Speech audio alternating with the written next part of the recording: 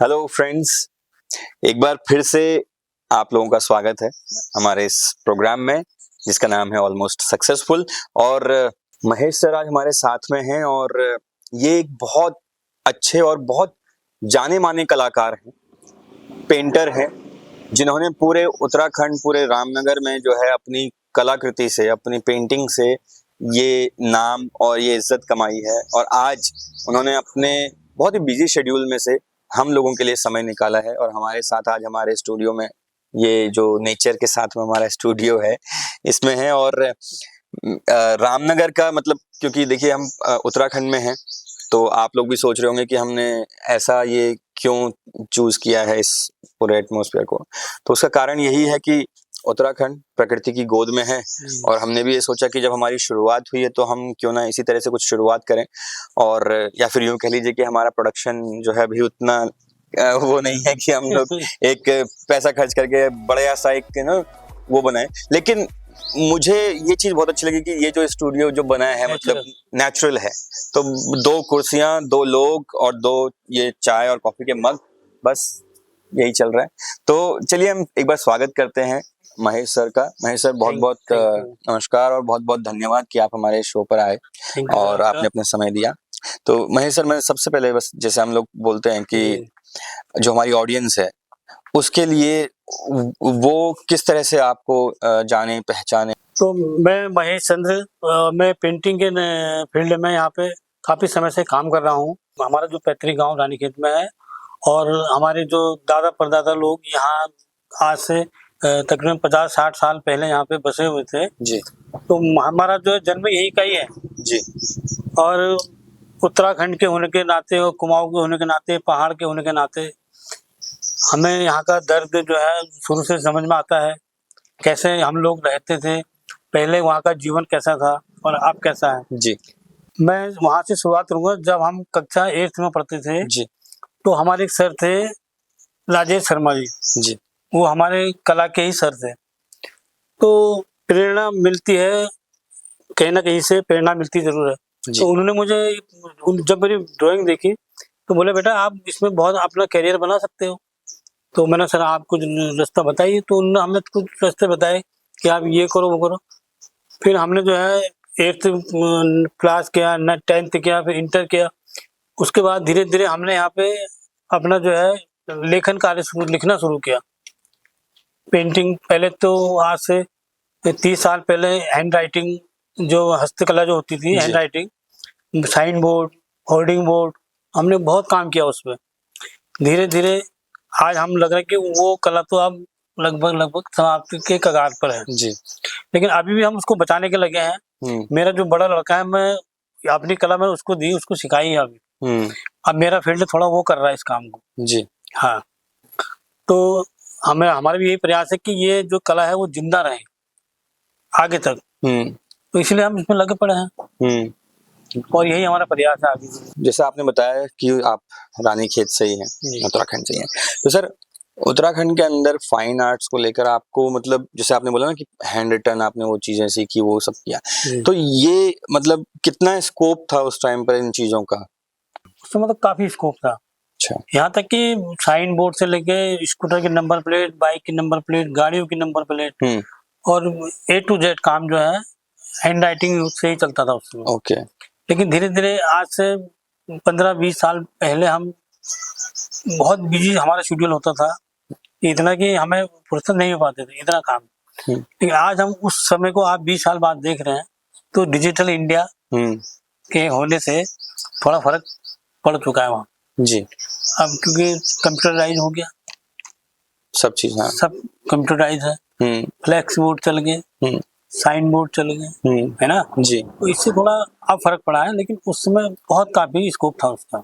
Sir, आपकी personal life कैसी रही, मतलब बचपन से कैसा रहा?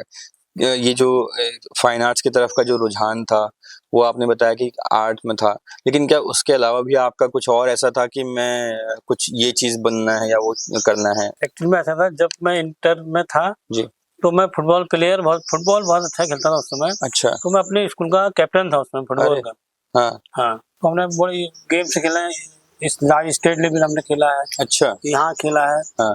रानीखेत खेला, अल्मोड़ा खेला हमने। हम जाते थे सुपर लेवल में, लेकिन धीरे धीरे जब हम वहाँ रुचि हमारी हटी, फिर बैग हमें, अच्छा। फिर हम क्या हुआ, पिक्चर देखने का हमें बड़ा शौक हुआ। हाँ।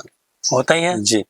हम जब हम पिक्चर देखने जाते तो वहाँ पे हमने देखा इतने होर्डिंग लगे रहते थे, और जो कलाकार उसमें बनाते थे, अमिताभ का पोर्ट्रेट, धर्मेंद्र का पोर्ट्रेट, और उनकी जो पोर्ट्रेट में जो फीलिंग होती थी, वो कलर जैसे गुस्सा दिखाना, तो वो एंग्री यंग मैन, एक्चुअल में अमिताभ को एंग्री यंग मैन से ही जाना जाता है उस समय। बिल्कुल। तो उसके उनके जब हम पोर्ट्रेट देखते थे तो हमें लगता था भगवान वो कौन सा इंसान होगा जो अमिताभ को बिल्कुल हूबहू ऐसे बना दे रहा है।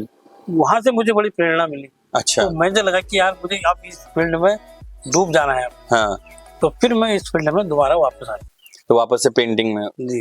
तो मतलब मेनली वो जो पहले के जो पोस्टर्स आते थे फिल्मों के पोस्टर्स, वो हैंडमेड ही होते थे। अब तो खैर प्रिंटेड और वो सब चीजें हो गई। तो और सबसे बड़ी बात तो सर वो सही में मायने में मतलब कलाकार आदमी थे जो बनाते थे, क्योंकि साइज कुछ भी दे दो उनको, अगर छोटे से उस पे बनाना है वो भी बन जाएगा, एक बहुत बड़ी 20 फीट की दीवार पे बनाना है तो उस पे भी बना देंगे। और सर इसमें ये बहुत टाइम टेकिंग भी बहुत रहता होगा, क्यों? क्योंकि पूरा एक दीवार को आपने रंगना है, और ऐसा नहीं है कि एक ही दीवार को आपने करना है, पूरे शहर में और हर स्टेट में, हर राज्य में आपने करना है, वो चीज बनाना है। तो ये चीज तो मतलब खैर स्कोप की बात किया तो मतलब बहुत होगा फिर तो। देखो सर मैं आपको बताऊं, इसमें सबसे बड़ी बात क्या है कि कैरेक्टर लाना। पेंट करना अलग बात है, कोई भी बना देगा जी। आप कोई वॉल में, इस वॉल में कोई पेंट करना है तो कर देगा जी, लेकिन एक आप किसी इंसान का कैरेक्टर लाना है तो कैसे लाएंगे?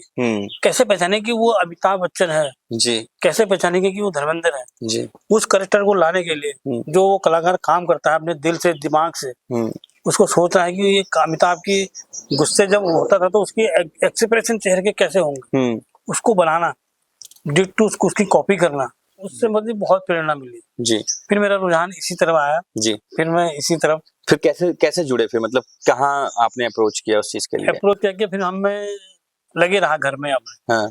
मैं एक्चुअली कहीं बाहर नहीं गया। हाँ। एक बार गया था लखनऊ, उस समय हमारा एक टेस्ट था, IIT बॉम्बे होता था उस समय। अच्छा। तो हम देने चले गए ऐसे ही, हमने कहा कुछ होगा। हाँ। तो हमें लगा कि उसमें कुछ ऐसा था।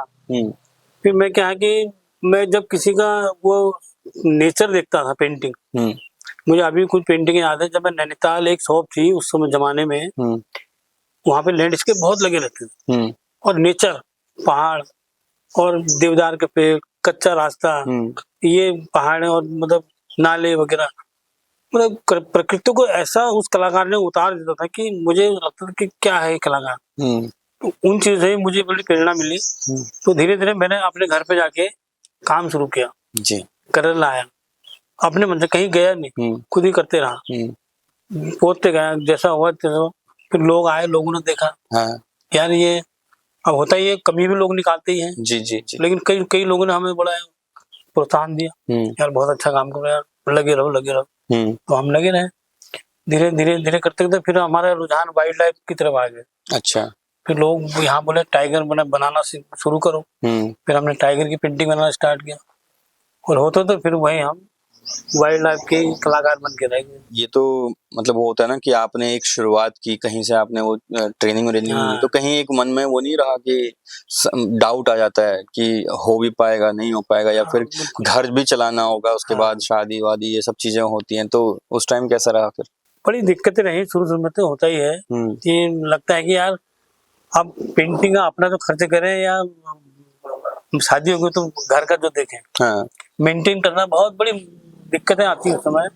हमें भी बहुत दिक्कतें आई। हाँ। क्योंकि हमें इस काम को भी नहीं छोड़ना था जी। मैं इस काम को दिल से करता हूँ, और ना मैं इस काम को भी अभी मैं वर्तमान में जॉब में हूँ, मेरा सब्जेक्ट भी ड्राइंग टीचर में ही है। अच्छा। लेकिन फिर मैं अभी से फील्ड से जुड़ा हुआ हूँ, तो हमने अभी फील्ड अभी तक नहीं छोड़ा, और ना हम छोड़ पाएंगे इसको, क्योंकि हम इससे दिल से जुड़ा है जी। ये तो छोड़ने का तो मतलब ही नहीं होता। हाँ। और कभी कभी तो हम ये चाहते कि हम अपने रामनगर को इतना खूबसूरत बना दें, इतना खूबसूरत बना दें, लेकिन सबसे बड़ी दिक्कत हमारे सामने ये रहती है कि फंड की। देखो आज के जमाने में सारी चीजें महंगी है, कलर महंगे, ब्रश महंगे, हम आपको क्या दे सकते हैं? अपना टैलेंट तो दे सकते हैं ना। बिल्कुल। हम तो करेंगे कोई स्पॉन्सर मिले हमें, या कोई ऐसा लोग मिले कि यार हम आपको पेंट देते हैं, हम आपको ब्रश देते हैं, आप ये इसको बनाओ, कोई हमसे कहे ये वॉल है आप इसमें कुछ बना के दिखाओ, हाँ। तो हम तैयार हैं और लोगों को भी हम दिखाना चाहते हैं कि हमारे रामनगर में हम क्या कर सकते हैं करके जी। लेकिन उसके लिए हमें सपोर्ट की जरूरत है। और इसके लिए जो ये आपका चैनल है ऑलमोस्ट सक्सेसफुल और हमें लगता है कि हम सही रास्ते में चल पड़े। जी जी। तो आपने कहाँ पर वो पेंटिंग की और कैसे कैसे मतलब आपने जो एक नाम बनाया अपना वो कैसे वो जर्नी कैसे आपने मतलब हम जो जैसे हमने रामनगर में शुरुआत की वाइल्ड लाइफ से फिर उसके बाद हमने कल्चर पे चले गए। कल्चर पे हमने काम किया। हमने यहाँ से अल्मोड़ा पेंटिंग बनाई है, पिथौरागढ़ पेंटिंग बनाने गए, ऋषिकेश हम पेंटिंग बना के आए हैं। अच्छा। हाँ हमने वो टिहरी गए हम पेंटिंग बनाने है ना। तो धीरे धीरे जब लोगों को पता चला कि लोग कहते हैं कि काम बोलते हैं ना, जिन लोगों ने हमसे काम कराया और हमारा काम देखा उन्होंने जैसे आपने काम कराया तो आप भी अगले को यही कहेंगे। जी बिल्कुल कि यार अगर ये काम करा तो वहां चले जाओ। तो यही होते होते फेम हमें और नेम वहीं से मिला है। अच्छा सर ये भी मतलब सुनते हैं कि जैसे आपने G20 के लिए भी किया है, आपने और भी बहुत बड़े बड़े प्रोजेक्ट्स में गवर्नमेंट के प्रोजेक्ट्स में भी आपने किया और आपको ही इनवाइट किया जाता है उस काम के लिए, भले ही बाकी काम कोई और कर रहा हो लेकिन ऐसे कामों के लिए आपको बुलाया जाता है। तो वहां तक का कैसे आपने सफर किया, वहां कैसे अप्रोच हुई? वहाँ पे ऐसा हमारे एक फ्रेंड है मंतुलिया जी हैं, वो दिल्ली में है जी, वो भी गवर्नमेंट जो वहाँ टीचर हैं स्कूल में दिल्ली में। तो एक दिन अपनी टीम लेकर आए थे रामनगर। तो उनसे जानते तो थे ही पहले से लेकिन बीच में थोड़ा कांटेक्ट नहीं होने से जी, लेकिन फिर मिले क्या उन्होंने शायद अभी भी शायद काम करते होंगे जी जी। तो मुलाकात हुई तो उन्होंने देखा मैं तो अभी वही पर ही हूँ। हाँ। तो उन्होंने हमें अपने उससे जोड़ा। अच्छा। हमारे वहाँ एक ग्रुप है द आर्टिस्टिक वाइल्ड, एक ग्रुप बना हुआ हमारा। तो उसमें क्या था दिल्ली के आर्टिस्ट हैं उसमें और हम कुछ उत्तराखंड के हैं। तो उन्होंने हमें अपने ग्रुप में जोड़ा और जहाँ भी वो बाहर काम करते हैं जी, लेकिन यहाँ से हमें जरूर ले आते हैं। ओके। हाँ।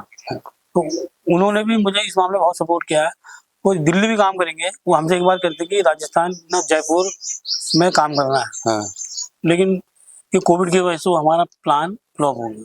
ओके। लेकिन हमारा जयपुर था काम करने का, तो वहाँ से भी हमें बड़ा सपोर्ट मिला। तो सर जैसे आपने वो एक शुरुआत की, काम किया, बहुत अच्छा काम किया, देन नाम भी हुआ। आपने बताया था कि भाई बहुत बिजी रहते थे हम लोग। हाँ, एक समय ऐसा था हाँ, कि मेरे यहाँ बच्चे आते थे कोचिंग करने। अच्छा। हाँ। आपको विश्वास नहीं आएगा, सन 1995 से लेकर 2000 तक मेरा इतना बिजी शेड्यूल रहा है। इंटर करने के बाद जब मैं बीए में आया हूँ तो हमारे यहाँ एक वो थी क्लास पहले, तो उसने कहा आप पेंटिंग सिखाते क्यों नहीं हो, आप तो इतनी पेंटिंग करते हो, सिखाओ। हाँ। तो मैंने कहा मैं कैसे सिखाऊं, मेरे यहाँ कौन पेंटिंग सीखने आएगा। तो बोले मैं ही शुरुआत कर देती हूँ। अच्छा। तो वो आए तो उन्होंने सीखा, धीरे धीरे धीरे करते एक आए, दो आए, तीन आए, फिर तो ऐसा हो कि मेरे यहाँ 4 शिफ्टें चलती थी। अच्छा। पेंटिंग की सुबह दोपहर फिर थोड़ा उसका 3-4 बजे का, फिर शाम को 6-7 बजे का। अच्छा। इतना बिजी शेड्यूल था कि फुर्सत नहीं मिलती थी। हाँ। और मेरे सिखाए हुए बच्चे आज भी मैं गर्व से कहता हूँ कि वो आज भी ड्राइंग टीचर हैं। अच्छा। हाँ, वो अभी भी हमें मिलते हैं, वही सम्मान जो उस समय था आज भी। वो हमें खुद कहते हैं कि सर आपने जो हमें रास्ता दिखाया है उसकी वजह से आज हम इस प्लेटफॉर्म में पहुंचे हैं। तो आपने जैसे इतना सारा काम किया, इतने बिजी शेड्यूल में, तो वो जो अचानक से कम होना शुरू हुआ या जो खत्म होना शुरू हुआ, आज की डेट में सब हम लोग डिजिटल हो गए हैं सारे। वो सर उसका एक रीजन क्या है कि अब जैसे पहले क्या था कि मोबाइल नहीं थे। हाँ। टीवी सबके घर में नहीं हुआ करते थे। तो मोबाइल आने से बहुत फर्क पड़ा क्योंकि बच्चों का माइंड तो है डाइवर्ट हो गया उस तरफ मोबाइल की तरफ। पहले क्या होता है, लड़कियां मेरे यहाँ सबसे ज्यादा लड़कियां पेंटिंग सीखने आती थी। मैं क्या सिखाता था उनको हैंडमेड चीजें, जैसे वो पेंटिंग होती थी ना जी, ब्लॉक पेंटिंग, स्क्रीन पेंटिंग, निप पेंटिंग, फैब्रिक पेंटिंग, बस इस तरह की। मैं जो लेडीज में हम जो चादरें बनाते थे, डबल बेड की चादरें हम अपने हाथों से उसको डिजाइन करते थे। अच्छा। सिंगल बेड की चादरें हम अपने हाथों से पूरे डिजाइन करते थे। डबल बेड के सोफे जो सोफे होते ना, सोफे के कवर। अच्छा।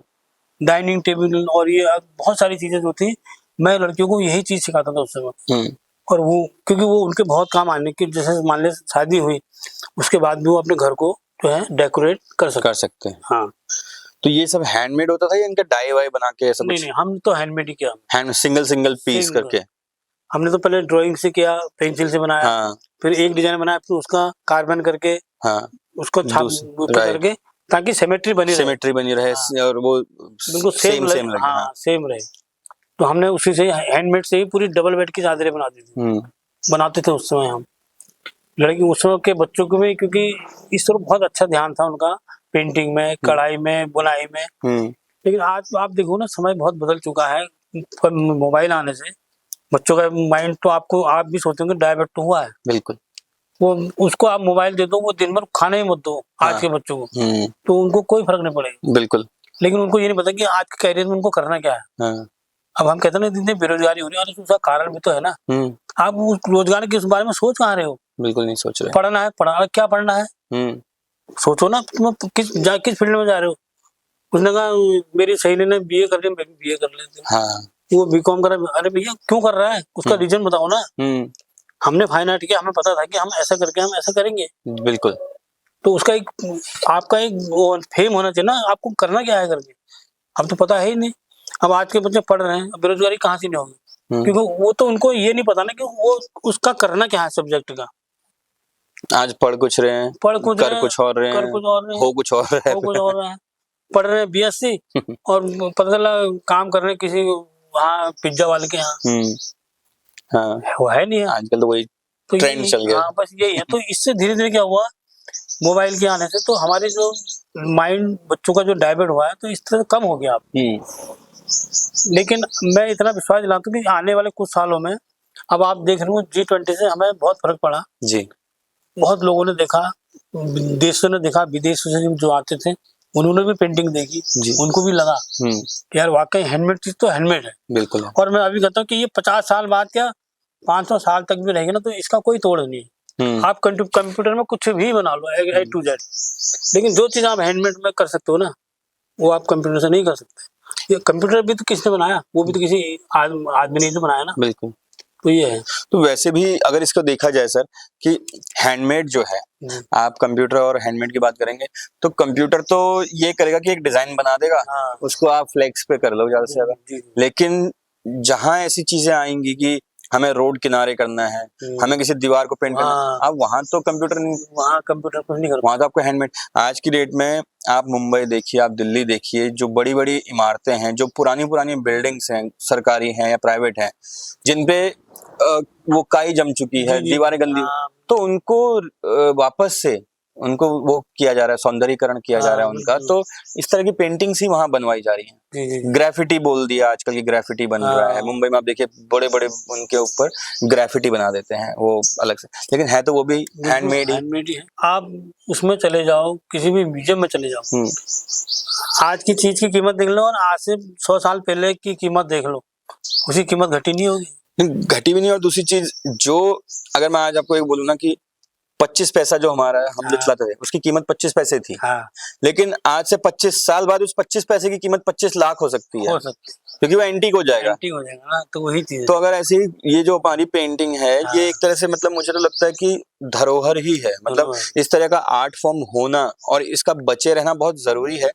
और हम मतलब जो भी यूथ है आज की डेट में, हम लोग सिर्फ चकाचौंध ग्लैमर के पीछे ज्यादा शायद भाग रहे हैं, इसलिए हम लोग इन चीजों को थोड़ा सा वो कर देते हैं। लेकिन मैं एक और चीज मानता हूँ सर कि अगर इस चीज का ट्रेंड चल गया हैंडमेड का वापस से, चाहे सोशल मीडिया के थ्रू ही हो, किसी ने भी एक ट्रेंड वापस से चला दिया, तो वो फिर से और 10 साल 20 साल के लिए फिर से वो जीवित हो जाएगा। होना ही है सर, है ना। अभी आपने यहाँ म्यूजियम गए हैं? हाँ, ये कॉर्बन म्यूजियम गए हैं कभी? नहीं, मैं मेरे को अभी मिला नहीं है। अब आया हूँ अब रामनगर, तो मुझे लगता है कि मैं धीरे धीरे यहाँ गया है कि वहाँ जाना, वहाँ हमने पेंटिंग बनाई है। अच्छा, वहाँ कभी आप मौका मिले तो जरूर जाना जी। तो वहाँ की जो वॉल है वो पेंटिंग हम ही लोगों ने की है। अच्छा। वॉल पेंटिंग अभी लोग देखते हैं वाइल्ड, हमने पूरा काम वाइल्ड लाइफ पे किया है जी। हमने 2 वॉल है बहुत बड़ी बड़ी, एक पे हमने गढ़वाल का कल्चर दिखाया है, एक पे हमने कुमाऊं का कल्चर दिखाया है। अच्छा। कुमाऊं में हमने दिखाया जैसे गरिया मंदिर है, हाँ। कॉर्बेट पार्क है, नैनीताल की माँ नंदा सुनंदा है वो दिखाई है, हाँ। और गढ़वाल में हमने जो नंदा राज यात्रा होती थी, हाँ। वो दिखाया है, हरिद्वार दिखाया, बद्रीनाथ दिखाया, केदारनाथ दिखाया। 2 वॉल पे कभी आप जाएंगे तो गौर करना। बिल्कुल सर, अब शुरुआत हो चुकी है रामनगर आने की और आते रहेंगे। उत्तराखंड में अब पूरा कवर करना ही है, तो इस तरह की चीजें मतलब जितनी ज्यादा होंगी वो देखी जाएंगी। और उस तरह से ही उनको वो भी किया जाएगा। और मेरा मतलब सर एक और चीज मेरा यहाँ पे मैं पूछूंगा आपसे कि ये जो मतलब जो डाउनफॉल कह सकते हैं अगर इसको जी, कि जी। अभी चीजें उस तरह की नहीं है, आप इस चीज को कैसे देखते हैं? ये क्या है मतलब दुर्भाग्य कह लें या कि लोग मतलब इस चीज को क्यों नहीं सराहते हैं, क्यों नहीं पहचानते हैं? सर इसमें सबसे बड़ी मैं बताऊं तो हमारे सरकार की वह अनदेखी है। उन्होंने ना इस चीज को अनदेखा किया है। अगर वो चाहती कि इसको हम बहुत डेवलप कर सकते थे वो लोग। मैं बता रहा हूँ अभी भी अगर गवर्नमेंट चाहे तो अभी भी इस कला को बहुत आगे तक ले जा सकते हैं। इसमें देखो कलाकार तो हैं, कलाकारों की कमी नहीं है इंडिया में, लेकिन उसको वहां तक ले जाना सरकार ही कर सकती है। बस मैं तो आपके इसके माध्यम से यही कहूंगा कि सरकार से कि आप थोड़ा इस ओर ध्यान दीजिए, जो कलाकार हैं और वो आगे चलकर भी इसको करें, और जो आने वाली पीढ़ी है वो भी थोड़ा मार्गदर्शन ले, बिल्कुल, ताकि ये ना हो कि ये कला कहीं यहीं तक सीमित रह जाए। तो हमारा उद्देश्य इसको आगे ले जाना भी है। फिर लोग ढूंढते रहेंगे। अब आप देखिए ना, पहले अब हमारे यहाँ जागरियां लगती थी, जी जी, अब धीरे धीरे उसका स्कोप भी खत्म हो रहा है।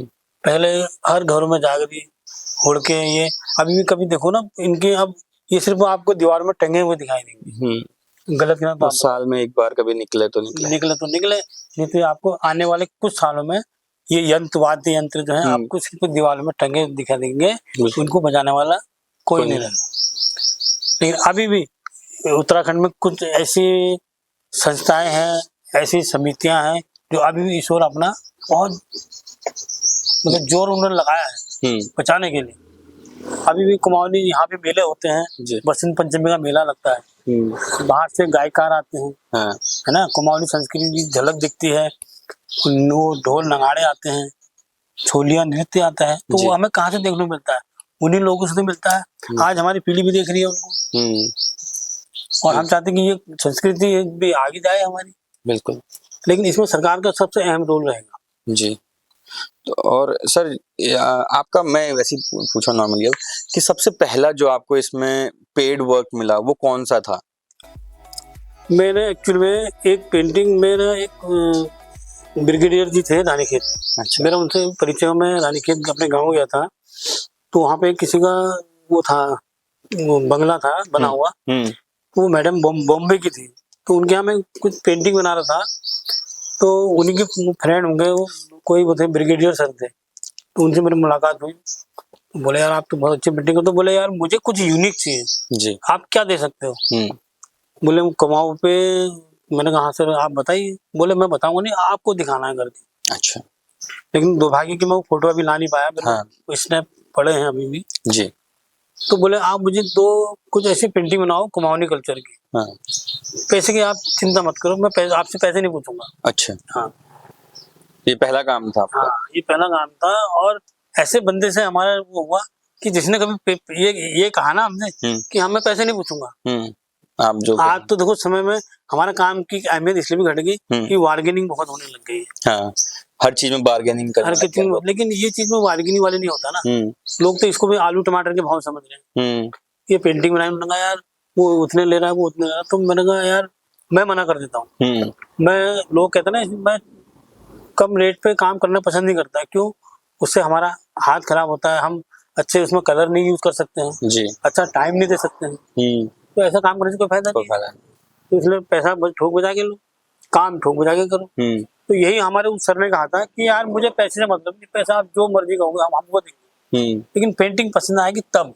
अच्छा, तो मैं ओके। तो मैंने उस काम को करने में 2 महीने लगाए। 2 महीने में मैंने 2 पेंटिंग तैयार करी। एक पेंटिंग थी, उसमें एक बुढ़िया थी, करीब 110 साल की बुढ़िया। अच्छा। और वो बैठी है साड़ी ओढ़ के, हाँ। और ये नारू चलता था उस समय, हाँ। वो पेंटिंग और बुढ़िया की जो झुर्रियां थी, उसको देख के आप उसकी उम्र का अंदाजा लग जाएगा। पूरे व्हाइट बाल, चेहरे में झुर्रियां और हाथों में, हाँ वही झुर्रियां ऐसे हो गए थे। तो वो पेंटिंग मैंने बनाया तो खुश हो गए। अच्छा, हाँ। ये मैं बता रहा हूँ, अब ये 2001 की बात है, हाँ। लेकिन जब उन्होंने चेक काट के दिया तो मैं खुद आंखें खुली रह गई, हाँ। तो बोले कम तो नहीं है? मैंने कहा नहीं हाँ। फिर उन्होंने मुझे फिर काम दिया वहाँ पे एक कुमाऊं, कभी आप रानीखेत में तो कुमाऊं हाउस है वहाँ, हाँ। कभी आप जाना हो तो वहाँ जी, जाना। जी, जी। तो वहाँ पे हमने कुछ लोकल बर्ड्स है वहाँ की, हाँ। तो मैंने उनकी भी पेंटिंग बनाई। लोकल जितनी बर्ड्स है वहाँ की, कुमाऊं की, इधर की, सब की हमने वहाँ पेंटिंग, अभी भी वो पेंटिंग कुमाऊं हाउस में अगर आप जाएंगे हाँ। तो वो पेंटिंग आपको वहाँ नजर आएंगे। ओके। ये मेरा बहुत अच्छा अनुभव रहा है उनके साथ। और आपका सबसे अभी तक का पसंदीदा काम कौन-सा रहा? मतलब जो आपको लगता है कि ये मैं आपके दिल के बहुत करीब है और मैं मतलब ऐसा काम दोबारा नहीं आया या फिर हाँ, तो आना चाहिए? वही पेंटिंग जो मैं बता रहा हूँ, जो वो बुढ़िया वाली? अच्छा। उस पेंटिंग में आपको फोटो दिखाऊंगा तो आप उसको ये नहीं कह सकते कि फोटो पेंटिंग नहीं, वो तो बता ही नहीं सकते आप। हुँ। आप भी कहेंगे नहीं नहीं ये तो फोटो है, अच्छा। क्योंकि हमने काम भी ऐसा किया ना कि देखो सबसे बड़ी बात कहती है ना तो टाइमिंग की बाउंड्री, हुँ। ना ना बजट की बाउंड्री, हुँ। और हम एक कलाकार को क्या चाहिए, हमें कुछ नहीं चाहिए। देखो कहते हैं कि ताजमहल आज भी बन सकता है, हाँ। हम ये नहीं, लोग कहते हैं ना आज नहीं बना, उससे भी अच्छा ताजमहल आज भी बन सकता है, बट नहीं बनेगा। उसका रीजन है, आज क्या होता है 10 करोड़ का ऊपर से एक बिल्डिंग के लिए बजट आएगा, हुँ। तो क्या वो 10 करोड़ वहां लगते हैं? नहीं लगते हैं। वहां 2 करोड़ लगेंगे हुँ। और 8 करोड़ रुपए सही। रास्ते में ही खत्म हो जाएंगे। हुँ। तो कैसे काम होगा आप बताइए। बिल्कुल। बहुत बड़ी विडंबना है सर हमारे लिए। तो इसका आपने कभी कुछ सोचा कि मतलब मैं इस चीज़ को किस तरीके से मैं मतलब बचा के रखूँ या इसको सँभाल के रखूँ कि आगे आने वाले लोग इस चीज़ को वो करें? एक्चुअली में सर ऐसा है, अभी मैं जहाँ जॉब में हूँ तो मैं थोड़ा वहाँ पे ऑफलाइन हूँ, अच्छा। वहाँ नेटवर्क की बड़ी प्रॉब्लम है। ओके। लेकिन मेरा एक सबसे बड़ा अभी भी है कि मैं रिटायरमेंट के बाद हुँ। मैंने यही काम करना है हुँ। और कुमाऊनी कल्चर पे ही काम करना है। गाँव-गाँव घूमना है, कैनवास कंधे पे लटका के, हाँ। और वो ऑन द स्पॉट पेंटिंग बनानी है। जो मकान आज से 50 साल पहले इतने खूबसूरत थे, हुँ। जहाँ-जहाँ 10-10 परिवार इकट्ठे रहते थे, जी। और वो आज किस हालत में पहुँचे हैं और क्यों पहुँचे हैं, हुँ। उनको पहुँचाने का ज़िम्मेदार कौन है? हुँ। ये सब आप पेंटिंग से हाँ, ये हमने लोगों को दिखाना है जी। कि ये मकान अगर आज ऐसे हुए तो क्यों हुए? जी। ताजमहल तो उससे पुराना बना है, वो बिल्कुल। आज वैसी कैसे है? हाँ। कि हम अपनी जो बिल्डिंग है, हमारी जो धरोहर है कुमाऊँ की, जो हमारे पैतृक गाँव है, क्या हम उनको नहीं रख सकते? हुँ। क्यों नहीं रखा हमने? तो उसका कारण है ना, कुछ आप कहते हैं कि पलायन हो रहा है, जी, जी। पलायन क्यों हो रहा है? हुँ। उसका भी तो कारण है, यहाँ रोजगार नहीं है। हुँ। क्या करेगा गाँव में रह के? आदमी बच्चा पढ़ लिख लेगा, इंटर कर लेगा, उसके बाद उसको बीए करने के लिए बाहर ही जाना पड़ेगा। बिल्कुल। बीए करेगा फिर उसके बाद तो गाँव तो जाएगा नहीं लेबरी करने, हुँ। तो इससे अच्छा तो वो कहेगा मैं बाहर ही चले बाहर जाऊँगा। चलता हूँ। तो एक समस्या सर ये भी है रोजगार की। हुँ। और आपके चैनल के माध्यम से मैं एक थोड़ा सरकार से ये कहना चाहूँगा कि एक विडंबना बहुत बड़ी है हमारे लिए। मैं ड्राइंग का टीचर हूँ। हमारे ड्राइंग हाई स्कूल में एक सब्जेक्ट आता है ड्राइंग का। अच्छा। लेकिन उसमें सबसे बड़ी सर दुर्भाग्य की बात क्या है कि उसके नंबर काउंट नहीं होते हैं। मतलब इसलिए भी फिर बच्चा क्यों लेगा क्यों लेगा? 9th में 10th में ड्राइंग है, अभी हमारे यहाँ ड्राइंग है, तो बच्चे लेने से कतराते हैं। जब बच्चा ड्राइंग लेगा तो मैं उसको सिखाऊँगा क्या? हुँ। अब गणित वाले को तो मैं ड्राइंग नहीं सिखा सकता ना, बिल्कुल। और गृह विज्ञान होम साइंस वालों को मैं ड्राइंग क्यों सिखाऊँगा? हुँ। मैं तो ड्राइंग उसको सिखाऊँगा जो ड्राइंग लेगा। बिल्कुल। लेकिन ड्राइंग बच्चा लेगा क्यों? ये सबसे बड़ा, क्योंकि ये संदेश ना सर मुझे बहुत आगे तक पहुँचाना है। जी सर। कम से कम वो नंबर तो जुड़े। हाँ। जब नंबर जुड़ेंगे तो बच्चा कला लेगा तो कुछ उसके बारे में सीखेगा, पढ़ेगा, देखेगा, हुँ। तभी तो वो कला आगे ले जाएगा। अब नहीं तो क्यों लेगा बताओ कला? बिल्कुल। तो ये बहुत गलत है। मैं तो चाहता हूँ कि इसके नंबर जुड़ने चाहिए। जुड़ने चाहिए। हाँ, ताकि तभी बच्चा इसमें इंटरेस्टेड होगा ना। हुँ। लेकिन कुछ बच्चे अगर इंटरेस्ट है भी तो वो भी नहीं ले पाते, क्योंकि रीजन वही है, क्या करें लेके? क्या करें? सर नंबर तो जुड़ने नहीं। तो सर आप मतलब जैसे आज हम देखते हैं कि सोशल मीडिया के थ्रू किसी भी चीज़ को कहीं तक भी पहुँचाया जा सकता है। क्या आपने कभी इस चीज़ का सहारा नहीं लिया? मैं एक्चुअली में बता रहा हूँ सर, मैं जहाँ हूँ मैं ऑफलाइन हूँ। हाँ। अब मैं 1-2 दिन के लिए घर आता हूँ, हाँ। उसमें क्या कितना कर सकता हूँ मैं? करना मुझे वहीं पड़ेगा। हुँ। उसके बावजूद भी अभी मैं यहाँ ये होटलों की जो पेंटिंग है, अभी मैं ऑर्डर ले आता हूँ इनके, जी। काम वहीं करता हूँ। तो सर जैसे कि हम आज की जो युवा पीढ़ी है, जी। वो इन पुरानी चीज़ों को मतलब पुरानी मैं इसलिए कह रहा हूँ क्योंकि ये हमारे लिए बहुत नई-नई हो जाती है और ऐसा लगता है कि भाई ये बहुत पहले की कोई हाँ। चीज है, तो उन चीजों को समझ पाना थोड़ा मुश्किल हो जाता है, एक जनरेशन गैप आ जाता है ना? जी। तो वो कहीं ना कहीं आपने भी फेस किया होगा, तो उसके बारे में कुछ अगर आप बताना चाहें। हाँ, उसको हमने फेस तो किया सर। पहले हमारे पापा जो थे कारपेंटर थे, बहुत बढ़िया। अपने टमाई यहाँ की जो बने हैं, ये डाक बंगले जितने बने हैं ना कॉर्पोरेट में, जी। आधे से ज्यादा हमारे पापा के हाथ के बने हैं। अच्छा। तो हमारे पापा ही चाहते थे कि ये कारपेंटर का काम करे। हाँ। अच्छा। लेकिन हमारा ध्यान इस तरफ था। जी। सोचा तो उन्होंने ये था कि यार मैं कारपेंटर बनाऊं, हाँ, मेरा लड़का तो कारपेंटर उनकी बने, विरासत को आगे लेके जाओ, उनको उनके नाम को आगे लेके जाऊं। हाँ। लेकिन नहीं माना हमारा मन। करा हमने काम, ऐसा नहीं कि हमने नहीं करा, पापा के साथ काम किया, लेकिन नहीं लगा, तो हम अपना फील्ड अलग ले गए। तो फिर जब पापा को भी लगा कि यार अब जोर जबरदस्ती करना बेकार है, जी। इसने तो अपने लाइन अलग कर ली है, तो ठीक है। लेकिन आज भी अब नई पीढ़ी आ गई जी। हमारे बच्चे हैं, बड़ा लड़का तो मेरा अभी इसी फील्ड में कर रहा है काम। अच्छा। क्योंकि जो फील्ड में यहाँ मैंने जो नेम जो कमाया है, फेम कमाया, उसका बेनिफिट उसको अब मिल रहा है। जी। हम तो चले गए यहाँ से, लेकिन नाम होने के कारण लोग नाम से आते हैं, अरे उनका बेटा है, अरे यार तो चल भाई तू, तो चल वहाँ ये करेगा वो करेगा। अच्छा। तो धीरे धीरे होते होते वो अब इसी लाइन में चले गया। लड़की मैंने लड़की से बोला बेटा क्या करोगे, बीएससी कर लो, नर्सिंग कर लो। नहीं बेटा, बोली पापा मैं फाइन आर्ट करूंगी। मैंने करो। हाँ, तो अंदर से खुशी हुई होगी ना कि भाई चलो हमने किया नहीं किया, लेकिन हमारे बच्चे हमारी वो। हाँ, बस ये है, क्योंकि एक्चुअली में आज के जमाने में हम किसी को बच्चों को प्रेज कर नहीं सकते ना। पहले वाले तो हम तो डर डर के कर भी लेते थे जी। हमारे टाइम में तो ऐसा होता है कि करता क्यों नहीं, मार डांट के, हम तो डर के मारे कर लेते थे। आज की पीढ़ी कहाँ मानती है जी। लेकिन आज की पीढ़ी को करना भी वही चाहिए जो उसके बच्चे जिस रोड पे जा रहे हैं, मतलब रास्ते में। अब ये नहीं कि बच्चे का मन साइंस से लेने का नहीं है, लेकिन जबरदस्ती बच्चे उसको क्या करेंगे, आजकल के गार्जियन उसको साइंस में धकेल देते हैं। अरे ऐसा तो कोई जरूरी थोड़ी है, वो आर्ट्स में भी तो बड़े कैरियर है। आप आईएएस पीसीएस जो बनते हैं, क्या वो साइंस वाले होते हैं? वो भी तो आर्ट साइड वाले ही होते हैं जी। तो ऐसा कुछ नहीं है।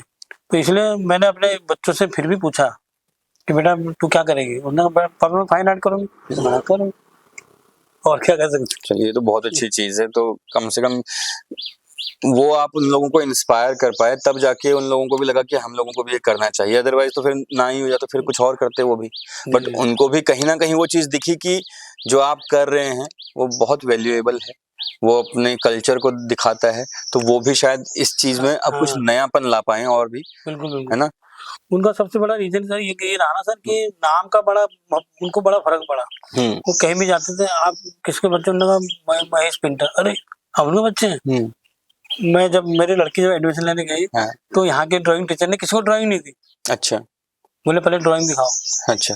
किसी को ड्राइंग नहीं थी, तो मेरी लड़की से पूछा आप कहाँ रहते हैं, तो बोले मेरे पापा पेंटर है।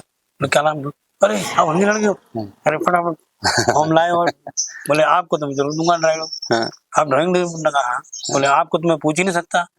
तो ये थोड़ा मेरे बच्चों को इसलिए लगा ना यार, जब हमारे पापा ने इसमें कुछ किया होगा तभी तो कमाया है, इज्जत तो, कमाई है, नाम कमाया है, तभी तो उनको मिला ना। बिल्कुल। अब मेरे छोटे लड़के को एनसीसी नहीं मिल रही थी, और वो एनसीसी वाला मैं कभी बच्चों के स्कूल में इंटरफेयर करने नहीं गया। मैंने कभी टीचर के पीछे नहीं पड़ा कि मेरे बच्चों को ये कर, नहीं, मैंने बच्चों को फ्रीडम छोड़ रखा है, पढ़ेंगे तो ठीक है, नहीं पढ़ेंगे तो, लेकिन थोड़ा गाइड किया पढ़ने के, लेकिन वैसे पीछे कभी नहीं गया जी कि नहीं नंबर बढ़ा दो इतना। अब बच्चों को एनसीसी नहीं मिली तो मैंने भी कुछ नहीं कहा। तो फिर दोबारा गया, उन्होंने कहा भाई क्या बात, तू उस दिन भी आया था, कहाँ रहता तू, क्या नाम है तेरे पापा का? उन्होंने कहा हुआ, अरे अच्छा उनका लड़का है, अरे यार तुम पहले क्यों नहीं बताया उस दिन, हम तो तेरे को बाहर ही नहीं करते। तो उसको अंदर क्लिक कर दिया। तो बच्चों को लगा है ना कि यार पापा ने, मतलब हालांकि पेंटर कहने में तो कुछ मामूली सा शब्द है, लेकिन जब उनको लगा कि पापा ने एक इतना कह जब इतना कमाया है, तो इसलिए तो वो उस फील्ड में आ रहे हैं आज। बिल्कुल। और या तो अगर ऐसा नहीं होना, हम यार छोड़ो, क्या कौन पूछ रहा किसको, तो उनको लगा ऐसा, तो तभी तो बच्चे उस फील्ड में जा रहे हैं ना। जी जी, ये है मेन। सर जैसे आपने इतने बड़े-बड़े प्रोजेक्ट किए हैं गवर्नमेंट के, है ना? G20 भी आपने किया और भी बहुत सारे प्रोजेक्ट किए। उसके बावजूद कहीं आपको ये लगता है कि मुख्य धारा में मतलब हम मेन स्ट्रीम में नहीं आ पाए और उस चीज़ को जिस लेवल पे हम लेके जा सकते थे, वो चीज़ तक हम लोग नहीं लेके जा पाए या फिर लोगों का जो है वो उतना सपोर्ट नहीं मिला उस चीज़ में? जी, जी, ये तो रहा है हमारे साथ। जी। क्योंकि ये तो पीड़ा अभी भी है ना मेरे अंदर है हुँ। कि मैं जहाँ पहुँचना चाहता था, वहाँ मैं अभी भी नहीं पहुँचा हूँ। जी। उससे भी हम अभी कोसों दूर हैं और लेकिन हम प्रयासरत हैं अभी भी, प्रयास कर रहे हैं। लेकिन आपके माध्यम से हो सकता है कि हमें एक नई रास्ता मिले, नई राह मिले या नया कुछ लोग ऐसे मिले हमें, जो हमें हमारे इसको आगे ले जाएँ। इसका कारण क्या है सर? कि कारण क्यों नहीं हम लोग जुड़ पाए? क्या तकनीकी मतलब टेक्नोलॉजी ज़्यादा एकदम से हो गई कि हम लोग उसको नहीं फ़ॉलो कर पाए? या कुछ ऐसी चीज़ें कि हमसे ज़्यादा एडवांस लोग आगे निकल के आ गए, जो मतलब हम लोग पीछे उसमें हो गए? नहीं, नहीं, इस हमारे यहाँ तो फील्ड में कोई आगे आया ही नहीं है। हाँ। जी, जी। देखो हम तो तब कहते ना या तो कोई बाहर से आके हमारे सिर पे बैठता, हाँ। तो हम कहते यार वो हमसे अच्छा कलाकार था तब वो आगे चले गया। जी। हम तो वहीं के वहीं हैं हुँ। और ना हमसे पीछे वाला आगे आया है और ना हमसे कोई आगे गया है। हुँ। तो हम कैसे मान लें इस बात को? हुँ। लेकिन ये है कि इस चीज़ को हम आगे ले जाना ज़रूर चाहते हैं, जी। उसके लिए हमें कहीं सपोर्ट कहीं से कहीं तक हमें नहीं मिल पाया। हुँ। कई मजबूरी है, हमारा फंड रहा है, हमारी कुछ ऐसी मजबूरियाँ रही कि इस काम को हम थोड़ा आगे तक नहीं ले जा पाए। हुँ। लेकिन उसके लिए हम प्रयासरत हैं कि हम करेंगे, ऐसा भी नहीं है कि हम छोड़ेंगे नहीं अभी भी। बिल्कुल महेश सर। जी। देखिए आपने मतलब इतना अच्छा काम किया है, इतना अच्छा नाम किया है और आपने वो इज़्ज़त कमाई है। जी। रामनगर के अंदर, उत्तराखंड के अंदर आपको सब जानते हैं, इवन आपने बाहर भी काम किया, बाहर भी उस चीज़ के लिए गया है। तो ये चीज़ कहीं न कहीं मतलब आपने खुद से कमाया जी। है ना? ठीक है, ये सारी चीज़ें अलग हो जाती हैं कि बाहर लोगों तक वो चीज़ गई है, नहीं गई है, क्या उसका वो हो सकता है ज़रिया। लेकिन अभी भी क्या है ना कि चीज़ें रास्ते बंद नहीं हुए हैं। आप ये कोर्स कर लेता हूँ, वो कर लेता हूँ, वो सॉफ्टवेयर है, ये है, वो है, वो करोगे वो आज है, कल नहीं चलेगा। कल नहीं चलेगा। ठीक है? लेकिन हाथ का काम है, कोई भी चीज़ आ जाएगी, हुँ। आप अपना कर सकते हो। अब कोविड के दौरान भी तो यही हुआ ना, हुँ। जिसके हाथ का काम था खाना बनाना है, कुछ हाँ। करना है, पेंटिंग करना है, ये करना है, उसने करा अपना तब भी करा घर बैठ के भी किया। किया लेकिन अब जिसको नौकरी जाकर कंप्यूटर चलाना है ना, वो मतलब उसको जाना ही है फिर ऑफ़िस वाला चीज़ है। तो वो चीज़ है, अब ये हाथ की अपना कारीगरी है। ये तो आज नहीं तो आप कल नहीं तो परसों, आज आप दीवारों पे करते हैं, दीवारें सजाते हैं, पूरे शहर को आप सजाते हैं। कल को हो सकता है आप जैसे छोटे-छोटे जी। कैनवास को हैं और आपका अपना खुद का एक वो है कि रिटायरमेंट के बाद आप पूरा कैनवास लेके हाँ, पूरे बिल्कुल। निकलेंगे। तो वो अगर उस चीज़ को भी थोड़ा बहुत सपोर्ट मिल जाए, थोड़ा-सा हाँ। उसके लिए मोटिवेशन मिल जाए, जी, जी। कोई एक ये कह दे कि यार ये बहुत अच्छी सोच है, आप ऐसे-ऐसे करोगे तो ये करो बहुत अच्छा हाँ। है। तो उससे अपने को एक और बल मिल जाता है कि एक इसने तो कहा ना, हाँ, तो बिल्कुल, बिल्कुल। होगा। 10% होगा, हाँ, अभी एक और कहेगा 20% हो जाएगा। हो जाएगा। ऐसे ही जुड़ते-जुड़ते जब 50 लोग ये चीज़ बोलेंगे कि अरे यार ये तो हम भी कर सकते थे, हाँ, हम भी करेंगे ये हम चीज़, भी करेंगे। तो एक ग्रुप बन जाता है। फिर वो 10 लोग 10 दिशाओं में निकले और पूरा सजा दिया।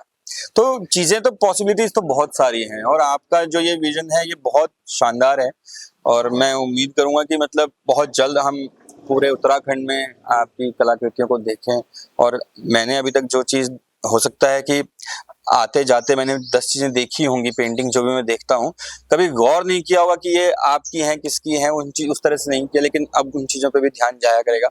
और जब भी कहीं जाएँगे कोई पेंटिंग देखेंगे तो उसके नीचे सबसे पहले नाम ढूँढा जाएगा कि ये किस आर्टिस्ट की है, किस कलाकार की है।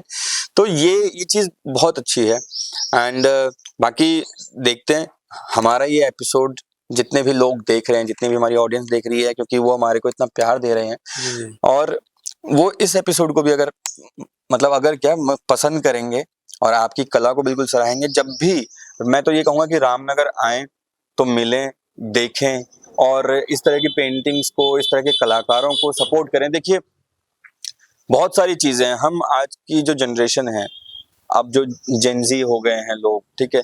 इनके लिए टेक्नोलॉजी ना बिल्कुल भी मतलब कोई मुश्किल नहीं है, लेकिन हम और हमसे पहले के लोग, उनके लिए थोड़ा-सा टेक्नोलॉजी मतलब थोड़ा सा टफ है, मतलब हमको फेसबुक पे 24 घंटे ऑनलाइन रहना नहीं हो पाता है, इंस्टाग्राम पे, ट्विटर पे, यूट्यूब पे, इन पे नहीं हो पाता है, तो हम लोग उसको कमर्शियलाइज नहीं कर पाते। तो हमारे जो इस शो का, इस पॉडकास्ट का मकसद है वो यही है कि हम ऐसे टैलेंट को जिसने बहुत नाम कमाया लेकिन मेन स्ट्रीम में नहीं आ पाया, उसको मेन स्ट्रीम पे लाना चाहते हैं, उसको मुख्य धारा से जोड़ना चाहते हैं। और हमारे साथ जो सर आज बैठे हुए हैं, जिन्होंने अपने पेंटिंग के क्षेत्र में बहुत बड़े-बड़े काम किए हैं, बहुत बड़े-बड़े गवर्नमेंट प्रोजेक्ट्स, प्राइवेट प्रोजेक्ट्स किए हैं, बट स्टिल एक स्ट्रगल फिर भी चल रहा है कि लोग उस चीज को देखें, एप्रिशिएट करें। तो मैं बस इतना ही कहूंगा कि आप ऐसे कलाकारों को, जो हम लोगों ने अपने पिछले एपिसोड्स में भी कहा कि आप लोकल जो टैलेंट है, उस लोकल टैलेंट को सपोर्ट कीजिए किसी भी तरह से। मान लीजिए कि अगर मैं सर की बात करूं और हम सर फेसबुक पे हैं, इंस्टाग्राम पे हैं, आप उनको फॉलो कर सकते हैं। नहीं हैं तो आप उनके नाम से या उनके थ्रू उनसे जुड़कर उनका कुछ भी अकाउंट क्रिएट करना हो या उनकी पेंटिंग्स को स्प्रेड करना हो, तो आप जब भी घूमने आते हैं तो एक बार मिल लीजिए, मिलके आप उनकी पेंटिंग्स को देख लीजिए और उनको जो है शेयर कीजिए। तो ये बहुत बड़ी चीज हो जाएगी कि उनको भी एक और हौसला मिलेगा, और जो ये जो हम बोलते हैं कि खत्म हो रही हैं चीजें, अच्छी चीजें, ये खत्म होने से बचेंगी, विलुप्त होने से बचेंगी, है नहीं सर? बिल्कुल। तो आप अगर कुछ दर्शकों से कहना चाहते हैं, ऑडियंस से हमारी कहना चाहते हैं, तो आप बेशक उनसे कह सकते हैं सर। मैं तो अपने ऑडियंस से यही कहूँगा कि जो हमारी जो संस्कृति है, जो हमारा कल्चर है, उसको आगे तक ले जाया जाए। यहाँ तक कि हम ये इंडिया तक की बात भी नहीं कर रहा हूँ मैं चाहता हूँ कि ये विदेशों तक जाए। ये सिर्फ हमारे राज्य तक सीमित ना रह के, हमारे देश तक सीमित ना रह के, पूरे विश्व में इसको पहुँचाने का कार्य किया जाए। जी, बिल्कुल। यही मेरा आप लोगों से आग्रह है। और महेश सर को वैसे, मतलब जैसे मैंने बताया ना कि हर कोई जानता है पूरे उत्तराखंड के अंदर, लेकिन हमें उत्तराखंड से बाहर निकलकर भी देखना है, और अगर हम वहां तक सर को लेके जा सकते हैं तो हमारे इस पॉडकास्ट का मकसद जो है वो सिद्ध हो जाता है। तो मैं यही उम्मीद करता हूं कि आप लोग सपोर्ट करेंगे, इस वीडियो को बहुत बहुत बहुत ज़्यादा इसको शेयर करेंगे और लाइक और हमारे चैनल को सब्सक्राइब करेंगे। तो इसी से ही ये जो है ना अपने आप ही मैसेज पूरे लोगों तक पहुंच जाएगा, और जो भी लाइक माइंडेड पीपल हैं, जो इनसे कनेक्ट कर पा रहे हैं, इनके टैलेंट से कनेक्ट कर पा रहे हैं, वो इनके साथ जुड़ेंगे। बाकी की जो भी डिटेल्स होंगी आप हमें कमेंट बॉक्स में आप हमसे पूछ सकते हैं, हम सर के थ्रू मतलब सर के साथ आपको कनेक्ट कर सकते हैं किसी भी कभी भी किसी भी वक्त। तो चीज़ें आगे की जो है वो बनती जाएंगी फिर। तो हम सर इसी शो को यहाँ पे विराम देते हैं। आपका बहुत बहुत धन्यवाद करते हैं सर, आप हमारे शो पर आए और आपने इतना कीमती समय दिया। एंड दोबारा हम लोग कोशिश करेंगे कि वापस रामनगर आएंगे और फिर से जुड़ेंगे, फिर से एक नए थॉट के साथ लोगों से हम बात करेंगे। ठीक है, थैंक यू, नमस्कार, धन्यवाद।